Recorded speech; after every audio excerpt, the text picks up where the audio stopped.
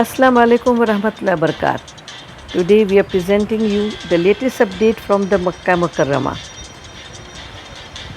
Minister of Transport and Logistics and Chairman of the Board Directors of the General Authority of Civil Aviation (GACA), Engineer Saleh Al Jasser inaugurated the self-driving flying taxi at the holy sites on Wednesday. The electric air taxi service, the first of its kind in the world, will be utilized experimentally for the transportation of pilgrims between the holy sites of Mina, Muzdalifah and Arafat for this year's Hajj pilgrimage.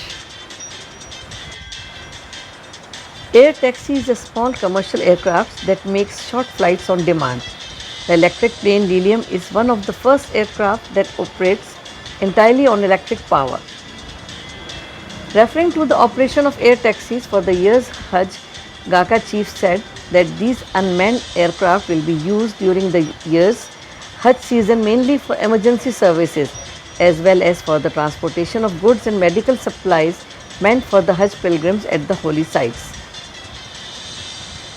Today we are witnessing the activation of one of the most important initiatives of the roadmap to enable advanced air mobility, as the use of its modes including air taxi is characterized by reducing the travel time of passengers within the crowded areas, especially for emergency cases, he said.